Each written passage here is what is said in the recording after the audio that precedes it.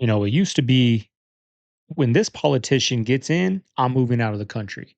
But now, more and more Americans are being forced to move away from the country, me included. I had to move out of my home state because of these prices getting out of control. Now, coming up in today's video, we got a lot of Americans that have chosen to move abroad. We're going to see some of the pros, some of the cons. Let's have a healthy discussion down below and let's get into it. These. Enjoy. I sold everything that I own. Okay, I sold all of my belongings and I relocated out of America to travel the world for a couple years. Okay, and I'm just gonna tell you everything that made me actually do that move. So I started living in places like Tulum, Colombia, Greece, Bali for months at a time.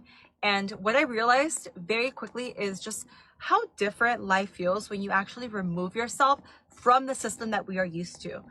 For example, in the US, everything is really structured around independence, right? But also isolation. You go to work, you go home, you stay in your routine, and then you don't realize how disconnected you actually are until you leave. That is like the biggest thing I realized. Living in these places for months, even years at a time, there's really this like natural sense of community that just exists. It really does. It's crazy. You go into like the same cafes, there are people riding their bikes outside. Everyone's talking with one another. People are at the same gyms, same wellness sports, and you start seeing the same people every single day. Conversations just kind of happen naturally. You meet people who are also traveling, people who are building something of their own, creating their own lives. And there's just this kind of like shared energy that's hard to just explain to anyone else who really hasn't experienced it. The people you meet, they're open, they're present, and they're genuinely interested in connection, especially in places like Bali and Tulum. Like, it's actually crazy. And they're just a lot more open in general. And it's just, I feel like it's easier to live a higher quality of life. Not the USA is great, but it's not for everyone. And I feel like that's why it's important to go and travel and see what's out there. And you could live in these places for a fraction of the cost that you would pay here in the US. And above all, it's just the energy. It's literally just the energy. Go out and travel. Let this be your sign. Like, go, especially if you don't really align with a 9-to-5 job. You've always wanted to try something online. Let this be your sign. Go design your life on your own terms. You will find your people. And, when you are in a new environment, it will naturally just change you. You will start thinking bigger. We really will start thinking bigger. When I moved out of my home state, I moved out here. Now I have 2 kids. I got a hell of a woman. I got a hell of a career. I got a good mindset on me. Like, it took me moving out of my state, out of my one-bedroom apartment I was in to get that. If I was still in that one-bedroom apartment over there, I don't even know where I would be, y'all. I was stuck. I was stuck over there. I had to get out. But she was talking about energy, like, you don't have to leave the country. Like, believe me, if I was making the money I was making now 2 years ago, I would have traveled the world, right? I would have took my YouTube production and we would have been on the road, y'all. But it didn't work out like that. So I'm here in Texas where I'm at. I love it, but you don't have to leave the country. Like, think about when you go on vacation, right? Let's say like me, I used to live in Goodyear, Arizona. Let's say I went to Show Low to go stay in a cabin, a little Airbnb for the weekend. Think about the energy, the difference of people, the difference of community you feel when you go to that Walmart. It's just a different vibe, right? Sometimes that's all it takes, just moving out of your home city. You don't have to move out of your home state, move out of your home city, go stay 30 minutes, west, right? And it's a whole different vibe. It's a different mindset of people out there. And leaving the US was literally the best decision I have ever made. I think the old American dream that they sold us in the 50s, 60s, 70s is dead. The new American dream is peace and rest and financial stability. And a lot of times you can't get that with the house that they tell you got to get the house with the picket fence, white picket fence, or whatever. A lot of times you can't get that. Financial stability means renting an apartment, then that's what it means. If peace means taking a break from America, then that's what it is. It's not really just like, oh, the American dream is no longer the American dream. It's the fact that you can barely breathe. Like, you really can't take time off work without worrying about bills. And then when you leave the house, you spend $100 minimum. And I feel like I did everything right. Excuse me, I just left the gym. I feel like I did everything right. Like, I went to school, got multiple degrees, got the house, got the car, the American dream, got married. You got sold a dream. I just wasn't happy. I just didn't want to participate in a life in America anymore. Sometimes you got to do what you got to do to take a break in life. You got sold a dream, y'all. A lot of people did. My husband and I left the States 10 months ago to move to Europe, and these are some of the biggest things that we have noticed have shifted in our life. One thing that is very European, and it kind of took us a second to understand, is that people don't shop like for the whole week out here. Yeah. People shop just for a couple days or even a day at a time. And back in the States, we would go to the store on Saturday or Sunday, we'd buy our food for the whole week, and then we'd go back to the store at the end of the week on Saturday or Sunday. But now we're shopping for maybe like 3 days at a time.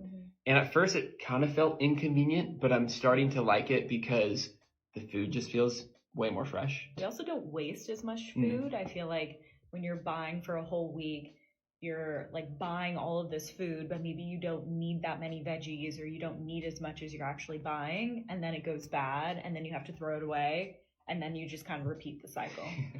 So it's way better to shop a few days at a time. Another thing that has totally changed is we walk everywhere now.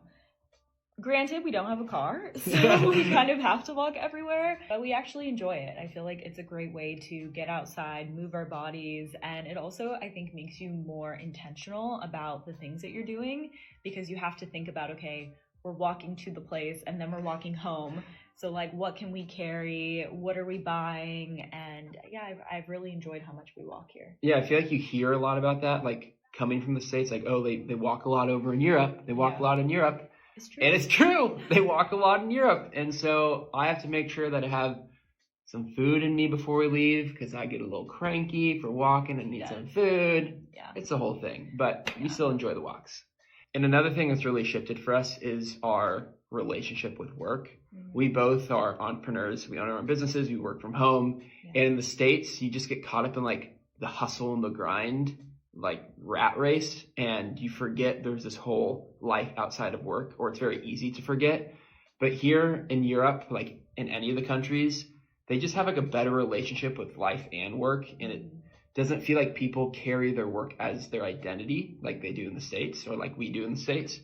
And so it's really helped us kind of level set at how we relate to our work, how we identify with our work, and also just creating more space outside of work so we can enjoy these really beautiful places that we're getting to live. Yeah, there isn't this like 5 a.m. hustle, like gotta like go energy here. And life just kind of has more balance, I would say, out here. And people tend to, not just make up. We got a passerby. Got a little drive-by People there. love life out here, and I think that's great. So I moved. Yeah, that's one thing that's beautiful, right? Because like me, this is my full-time job, right? My main channel is my full-time job.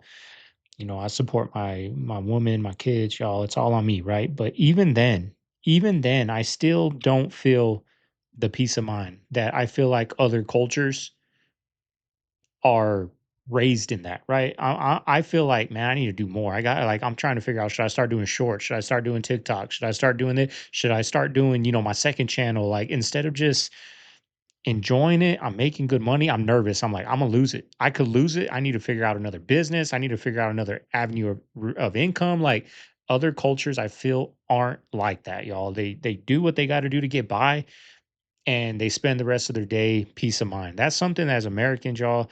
I don't know why, but this is how it is. Like we got to keep, we got to keep moving. We got to keep working, y'all, from a young age, from a young age. America for the first time in my life 7 months ago, and all my friends from home now would say I've gotten really liberal since moving to Europe. But the truth is, I've just left America for the first time in my life and started seeing fucking reality. And the truth is, we're being lied to our entire life. Amsterdam is where I live now. Everyone thinks it's like the drug capital of the world. There are no crackheads in Amsterdam. Zero crackheads. You got some alcoholics, but no crackheads. You know why? There's no crack. Other thing, prices in the supermarket are like less than half of what I was used to in New York. Now, I don't mean to sound so like negative and like fuck America. I'm very proud to have been born and raised in New York. But my message today is the propaganda machine you were fed is so much louder than you realize, and the world is so much bigger than your hometown and what the media fucking tells you. The world really is bigger than your hometown, y'all. Like even just like I said, just getting out of your city. Like when I was in Arizona, I wanted to move to Gilbert. I wanted to move to Payson, right? It took me to where I'm at now because I still couldn't afford to live out there. It was crazy, right? I had to get out of my hometown, but you don't have there's a lot of growth when you move out of your hometown, y'all. Doesn't have to be another state, doesn't got to be in another country. It can just be the next, maybe not the next city over. I'm not going to say live in Goodyear and move to Avondale or move to Tolleson or move to Buckeye, right? Or maybe Surprise. That's getting out there, or Peoria, right? But move out of your hometown, get away, get and I'm telling you, it is a life change. It is a life changer, y'all. It is, I 100% recommend it. We got to talk about United States citizens are leaving the U.S. and going to other countries, whether it's Ghana, whether it's Thailand, whether it's Tokyo. You're starting to see it more and more. This is not a drill. This is happening, and for whatever reason, people are pretty much giving up on the American dream for whatever reason. And what I've personally seen from the videos is everybody's happy, and at the end of the day, that's what you want to be. You want to be happy. You don't want to be somewhere where you're miserable, you're struggling, and it's just killing your vibe. But we really gotta, I think this is something we gotta start talking about. People will come to America because America was what they would say the American dream. And I think the American dream is now turned into the American nightmare. And when you look at these other countries, if you're cultured enough, you'll see that, man, the places are beautiful. They have the same thing, if not more. The prices split in half, probably less than split in half. And you get a lot more. But it's just weird. We have these politicians in place right now who are just really turning this shit into a third world country. Like when you have U.S. citizens that decide to say, you know what, fuck this place, I'm out. Okay, let me break it down a little bit because there's some things he said, y'all. Like, if you know other cultures, like you don't know your own culture in America, y'all, because there's people that when you move to another country, for a long time, you're a tourist. You're on vacation pretty much. Even though you moved over there, you're on vacation, right? So you're not in tune with the politics. You're not in tune, prices are cut in half because you're in America and you went to a different country. Well, guess what? Those locals that are over there, they're getting pinched too. But you just make American money where, over there it's worth more. You know what I mean? You're on vacation over there. You don't see the politicians. You don't see those things. You just see a new home, like it's beautiful, a new world, right? Because I've done videos on this channel where people from out of the country come to America for the first time and they're like, man, the culture is so rich over here. There's American flags everywhere. You walk into Walmart, there's big, everything you want here, Texas flags, American flags everywhere. There's so much culture. The people are friendly, right? Because they're in vacation. It's a new world. That's how you're seeing other countries when you go there. When I came to Texas, it was a new world, y'all. I didn't see the politicians. I didn't see the bad roads. I didn't see the poverty. I didn't see the trash all over the road, right? I didn't see that yet. It took time being here, and then I realized it. And then I realized the positives of Arizona. I realized like, oh, I'd rather pay high state tax than pay property tax because at least with state tax, my roads are going to look clean. My neighborhoods are going to look clean. There's going to be lines on the speed bumps out here. They're going to be painted bright yellow so you don't hit them going 40. Because out here they're black. You don't even see them, right? You just got to hit them once, and then you remember there's a speed bump there. So when you live somewhere, when you move out of the country, it's a new world. You're not going to see no negatives. They can do no wrong. But watch people come over here from a different country. This is the greatest country they've ever been to. Maybe that'll be the next video.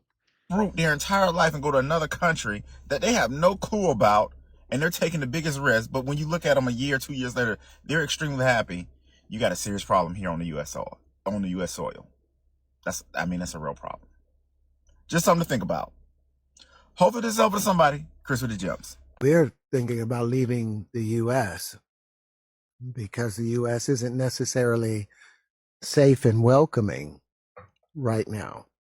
You try and think about, okay, where can I live? Well, I definitely want to live in a place where they don't have a military base. Because what? Because of the escalation and the conflicts around the world, and now the U.S., the homeland, can be hit. Well, you can't be in Hawaii because Hawaii, they have a budget everywhere. Yep. You can't be in California. You can't be in Florida. You can't be in all of these places. Every state. That are easily accessible. Leaving my home country was one of the best decisions I've ever made in my life. I'm talking mentally, physically, spiritually and financially. Putting yourselves in different cultures is just so eye-opening. Like when you see how people are living in other parts of the world, it forces you to realize what we take for granted back home and what we put too much value on back home. In the US, all we think about is money and other toxic things like status and clout. Making money is very important in today's world, but it's just a piece of the pie. Life is truly just a balance of health, relationships, finances, and enjoyment or entertainment. And I felt like in the US, I was forced to basically abandon my health, relationships, enjoyment just to get in a good financial position. And living abroad truly helped me fix my life balancing issues, giving me more time for what truly matters. So if you can relate to how I felt back when I was living in the US, let this be a sign to get out and travel more. You can always make more money, but you can never get your time back. This is our $1,200 a month penthouse here in China. This place has crazy features before entering the unit, such as a key fob entrance, face scan to enter your building, and we Want all even that. have a private elevator that takes us right up to our front door. Can you believe it? To enter our unit, all you have to do is place your thumb on the door handle and it reads your fingerprint, and then voila. Our penthouse consists of 4 bedrooms and 3 bathrooms. We're only 2 people, so of course we're going to be turning the other bedrooms into an office, a content room, and maybe a movie theater, depending on how we feel. The living room is very spacious, and to be honest, this is what sold us when searching for the perfect penthouse. I mean, look at all of this room. The next thing that sold us was the kitchen. If you don't know, your boy MJ is a chef, so I like to throw down in the kitchen. So once I saw how much room the kitchen had, my mind was already made up. And yes, it came furnished 100%, meaning we didn't have to purchase any of the furniture items that you see. All we had to do was pay and move in the same day. This penthouse also came with heated floors, washer and dryer, a refrigerator, and it even comes with a digital tablet that controls the elevator to let some of your guests up and down, and you can even see what's going on around the property, thanks to the security cameras. It doesn't get any better than this for $1,200 a month. What can $1,200 get you a month in your country? And for Dude, they're living like the 1%. They're the 1% out there, right? But what I notice about a lot of these people that move abroad, they're all in skyscraper apartments. Like, you know how annoying that is? I live in a two-story, y'all, and I'm like, I will never own another two-story again. You know how many times I go downstairs, I'm like, gotta get the baby more diapers, or I left my hat up there. I gotta go get a hat, or I gotta go change my shoes, or I gotta change my clothes, or I gotta go upstairs to get that. I forgot my wallet downstairs. I gotta go down and get it. When I'm up here, purchasing something for my videos, I'm like, I gotta go downstairs to get my wallet. Like, can you imagine being in a skyscraper? Even though you got an elevator, you go down there and you forget your wallet upstairs. You know how long it's gonna take? It's gonna take 5 minutes to go back. Like, I would not want to live in a penthouse like that on the 50th story. Like, I wouldn't want to, but that's a common theme with these people that move to the Philippines, that move to China, that move to Italy. They're in these high skyscraper penthouses. It looks nice. Like, that looks dope, y'all. That'd be dope, all those windows and all that. But I need a house, y'all. I need a single story house. I need my own backyard. I need my own front yard to wash my cars, change my oil, fix things in the garage. Like, that's what I need. I lived in an apartment for about 6, 7 years. It was beautiful, but never again, y'all. people that don't think this is really our place, watch this.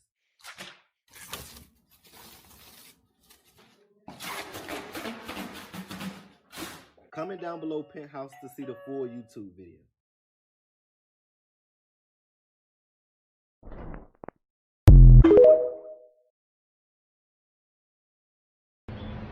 How much does it cost to live in China?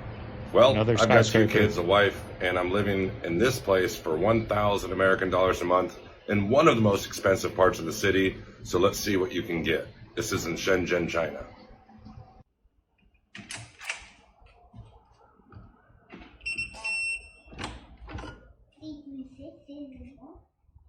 It's a little bit dirty. We got 2 kids. Little kitchen. Big fridge though. Our living room area, got 3 bedrooms, but turned one bed into a toy room for the kids.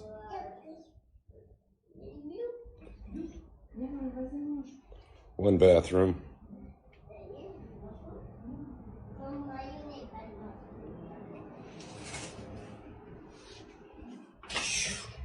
kids' bedroom.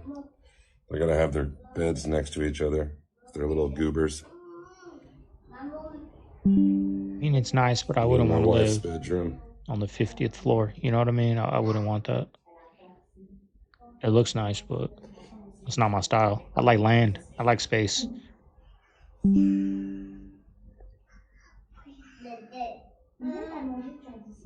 This little goober.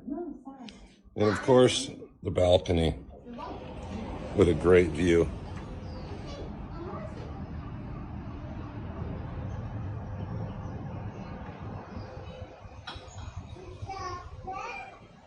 Hey, do you live here? I do. Do you want to see the place? For sure. Okay, come on. I moved to Mexico City about 6 months ago, and I am over the moon to be here. It's been one of the best decisions of my life. And one of the best parts was finding this beautiful apartment building in Condesa, my favorite neighborhood, which made it feel like home immediately. Because I'm still traveling all the time, this building is perfect for me and other expats who want a short-term rental option. They also have coffee, a sauna, a little gym, a beautiful rooftop, and tons of other apartments across Mexico City. So whether you're just visiting or planning to move to Mexico City, I cannot recommend staying here enough. This is my Mexico City apartment tour. The name of this building is called Josefa by Urbanista. My kitchen is fully stocked. It comes with the refrigerator, the microwave, and the stove. The stove is small, but it's perfect for those of us that like to go out to eat often. We also have a washer and a dryer, and this one is super rare. We actually have air conditioning. This is not very common in Mexico City. This is the living room area and the dining room. These apartments are perfect for either a single person or a couple. And this is one of my favorite things. It's my balcony. You get the best views of Mexico City, and it wraps around the entire apartment. Another great thing about these apartments is that they're super easy to rent. They don't require a ton of paperwork. We have the bathroom. And the water pressure here is really good. If you've ever been to Mexico, you know it's sometimes not the best. I love that my master bedroom gets a ton of light, and the soundproofing on the windows is so good. If you've been to Reforma, you know how loud it can get, but I promise you, I don't hear a single thing. It's super quiet. This is the rooftop gym that I love. It's fully equipped, and these are some of the other amenities. Look at this beautiful room where you could come hang out, do some work, and let me show you my favorite part of the entire apartment. The most beautiful rooftop in all of Mexico City. Let me know what you think. Would you? Hey, little things we take for granted, y'all. Little things like water pressure, good water pressure, AC, just things that we take for granted that she is loving out there, like the water pressure, right? She was probably in an apartment that had bad water pressure, and it stuck with her, right? Because she brought up the water pressure. Like these are things that I feel like they don't really tell you on these types of videos abroad, right? But we need to see a lot of the cons too, because there is cons. It's not all roses everywhere, like it's not all roses here. This is a tour of my apartment in San Miguel de Allende. That was the street view you just saw. I love how the places here, you can't tell the beauty that's lying behind the doors. Here's the courtyard. That's where my landlady lives. There's a fountain in the courtyard, and the people next door have birds. So I love to hear the sound of the birds all day and in the morning. Here are the steps up to my apartment. Notice the tile on the steps. I love the small touches. I found this place on Facebook before I arrived and rented it sight unseen. I wouldn't recommend you do that, but we did a tour on FaceTime before I arrived. I have a gas stove, toaster, blender, coffee pot, dishes, utensils, pots and pans, refrigerator, microwave, and a fan. Most of the places here don't have air conditioning, so that can take some getting used to. I love the glass shower. About the air conditioning, I got here in the hottest month of the year, which is May, and what I do is keep the blinds closed during the day. There's the sofa that folds out to a futon, I don't want to live like that, yo. storage with place to hang clothes, and a dresser. This is one of the things that I really love about the place is the balcony. I definitely wanted outdoor space, and here's a view of the street.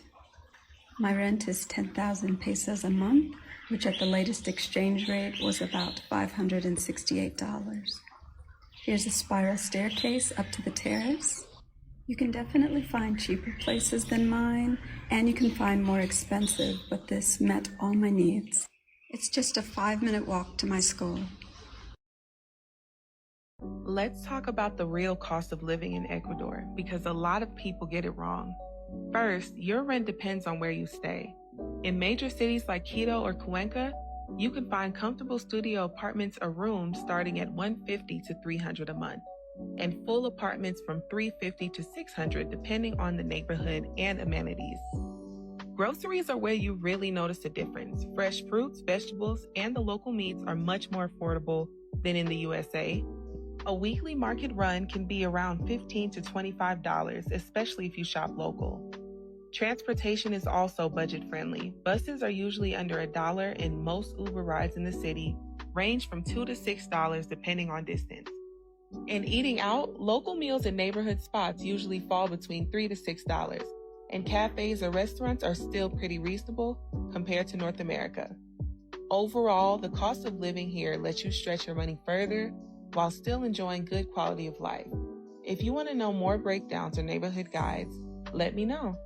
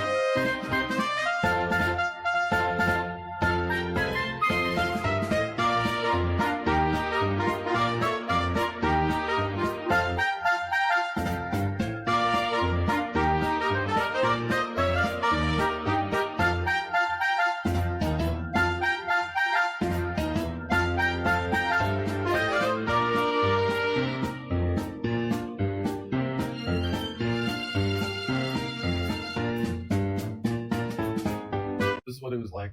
You know, the one thing that I saw there was a health insurance, y'all. That's one thing that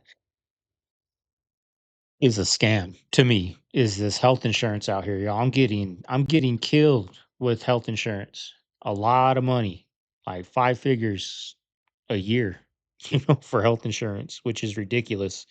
That's one thing that it'll never change, right? Because they got it down to a T where the food we go out to eat is the reason we use the healthcare, and it's all intertwined and connected. But uh, that's one thing I would like to see change here. They say they're going to do it every election year. We're running on health insurance, and it never happens. In Asia for over a year. I'm an American and I lived in like Bali, Thailand, Philippines, Tokyo, Vietnam, Cambodia, all that. So it's cool. I was single for like most of it.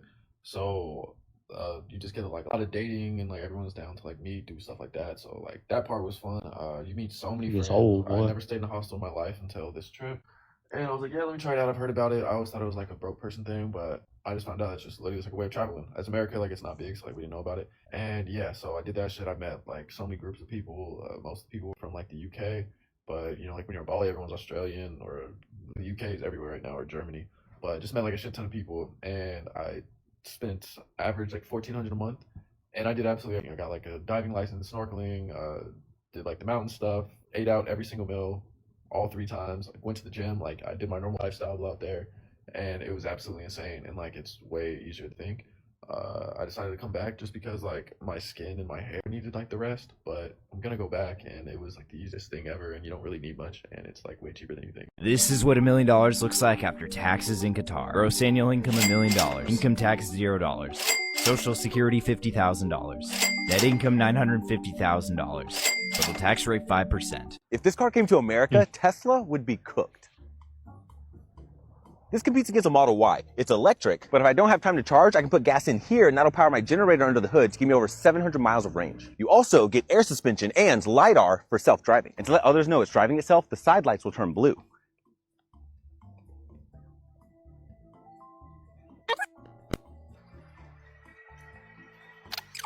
Pretty cool. Inside, you get pillows in your headrest, heated and ventilated seats that also massage you. My passenger screen also works super fast. My driver display works super fast. I get 2 wireless charging pads with a fan to cool off my phone. Storage space in there, more storage space under here. I get a driving display on my steering wheel, and my head-up display shows me my blind spots. You also get a built-in camera to take pictures, and it can even do it just of the rear passengers. If I push this button, that'll turn on my lights for a better quality photo. And because it has built-in AI, I can just point at something and it knows what I'm talking about. 关闭这个. Even if you're 6 feet tall and scoot the seat all the way back, you still have plenty of space in the rear for a car seat. And to make sure you don't wake your kids, it has soft close. If your kids are older, they can enjoy heated and ventilated seats that can recline and massage you. I have a built-in footrest right down here. I have a built-in cooler that can also double to keep food hot. And because kids always lose the remote, I just use my hand. But don't think I forgot about the parents. Tell me this isn't cool. And if you need to fit really long items, you can do that too. It even has a Sentry mode to monitor your car. And did I mention how quiet this is?